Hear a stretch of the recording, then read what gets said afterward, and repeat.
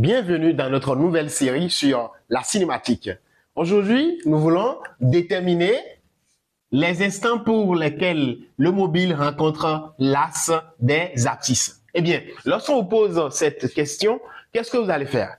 D'abord, il faut interpréter la question. Quand on parle de l'axe des abscisses, on parle de l'axe sur lequel l'ordonnée sera égal à 0. Donc, en mathématiques, si un point se situe sur l'axe des abscisses, ça veut dire que son ordonnée est égale à 0. Bien.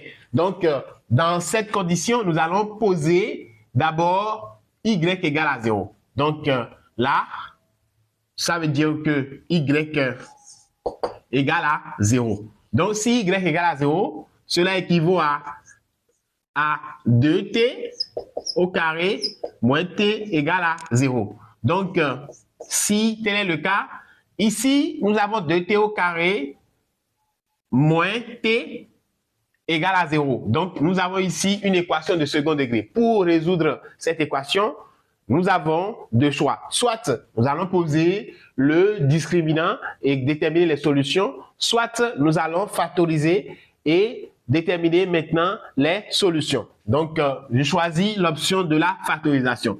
Donc, ça fait ici 2.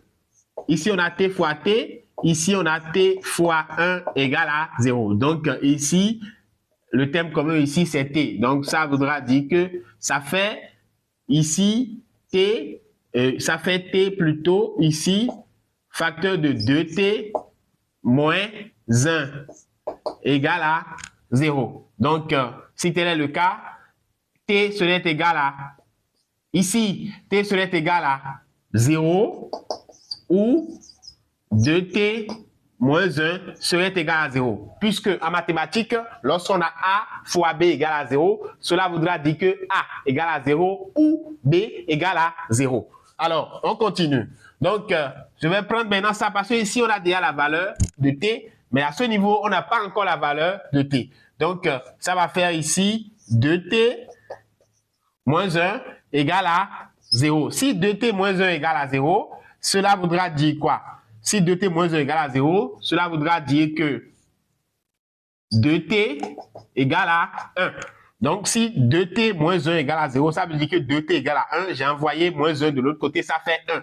Donc, cela voudra simplement dire que t ici, plutôt t égale à 1 sur 2. Donc, 1 sur 2, si on calcule, ça fait t égale à 0,5. Alors,